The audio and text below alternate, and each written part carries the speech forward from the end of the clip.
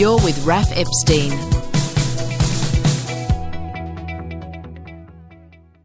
Some new research has been done on the presence of marijuana in your system. It is one of the substances that the roadside drug testing can pick up. They've had a new look at a lot of the studies that determine, okay, you've got something from marijuana in your system. How much does that impact your actual ability to drive? Stays in your system a lot longer than a lot of other drugs.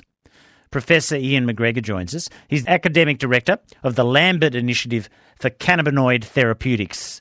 Professor, good afternoon. So all of those people who get busted drug driving 1, 2, 3, 4, 7 days after they've used something like marijuana, is their driving affected? Yes, I mean, that was one of the main things we were looking at. So there's impairment in a lot of different kind of tasks, cognitive tasks, memory, attention, so on, and actually driving as well. But the impairment with driving seems to, say you smoke an average joint, it would be about 4 to 5 hours that we can detect impairment for. If you were inhaling, maybe 2 or 3 joints, it might go up to 6 or 7 hours. And then if you use it orally, if you take an edible, for example, then it's much slower to come on, but then it lasts quite a bit longer. So you might be impaired for up to 8 or 10 hours. But this is in occasional users, people that just, dabble in cannabis. With experienced users, it's a little bit more complicated, and it's actually harder to detect impairment.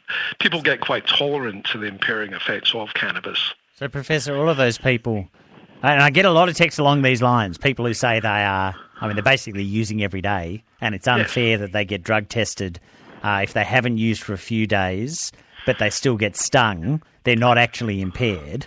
Are they correct if they haven't had something involving marijuana for a few days? Are they correct when they say they're not impaired? Often they are, because there's a real dissociation between the presence of THC in the brain and body and actual impairment. So THC gets into your fat and it can hang around for a long, long time. I mean, if you're a heavy cannabis user and you give up, we can still detect THC in you maybe 2 or 3 months later, but you won't be at all impaired, and your impairment might only last 10 hours. So with roadside drug testing, there is a bit of inequity in as much as people may still be positive for THC, but the data are telling us that they probably are fine to drive. And this is a real issue for patients, because cannabis is really the only prescription drug where there's drug driving laws where you're randomly tested for that particular drug. We know that opioids and drugs like Valium actually impair driving much more than cannabis, but we don't do roadside drug testing for them. No, there's no roadside test for Valium. Do you think the rules will change? I think the issue for the police is they can't tell the difference between a little and a lot of cannabis in your system and how long it's been, so they don't want to change the rules.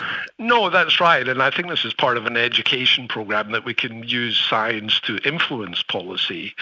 It's not really in the public interest if you're not impaired, say 6 hours after using your medicinal cannabis product, to be prosecuted for doing that. So we can use science to really inform policy. I know Fiona Patton down your way is doing a lot of work in Parliament to draw attention to this issue, and it really is a fantastically important one for the increasing numbers of Australians that are using legal medicinal cannabis products.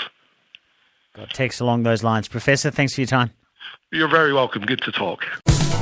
You're with Raf on ABC Radio Melbourne.